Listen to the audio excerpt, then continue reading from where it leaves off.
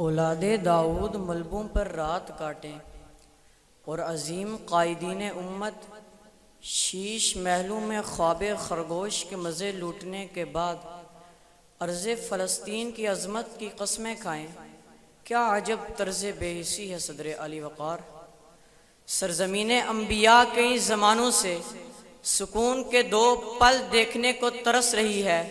ہیکل اور مسجد کی یہ جنگ انسانوں کی نہیں، صہیونی دیوتاؤں اور خدائے صادق کی جنگ ہے۔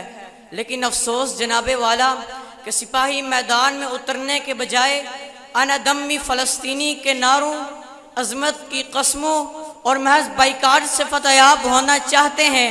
مہدی کے انتظار میں ہم نے لاکھوں مسلمانوں کو زیر زمین دفن کر دیا ہے کہ تمہارا خون رہے گا نہ جائے گا۔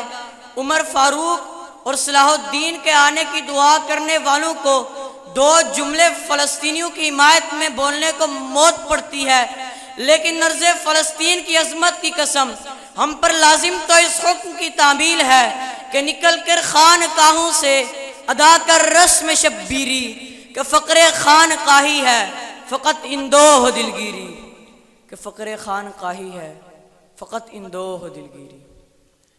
خدائے صالح اونٹنی کو ستانے پر عذاب نازل کر سکتا ہے تو اپنے محبوب کی امت کے قتل عام پر کیوں نہیں؟ لیکن مدعا تو یہ ہے صدر علی وقار کہ 57 ممالک کی حکومت ہونے کے باوجود ہم کیا کرتے رہے؟ ارض فلسطین کی امت کا پاس کیوں نہ رکھ سکے؟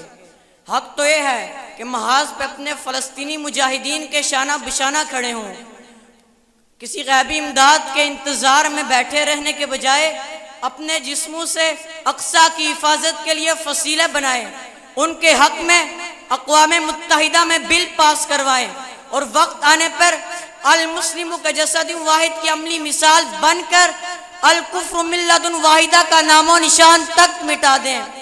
تب جا کر ارض فلسطین کی حرمت کی قسم سچی ہوگی کہ اٹھ شیر مجاہد ہوش میں آ، تعبیر خلافت پیدا کر، کیوں فرقے فرقے ہوتا ہے، اب ایک جماعت پیدا کر، یا تو اسلام کا نام نہ لے یا پھر شوق شہادت پیدا کر، یا پھر شوق شہادت پیدا کر۔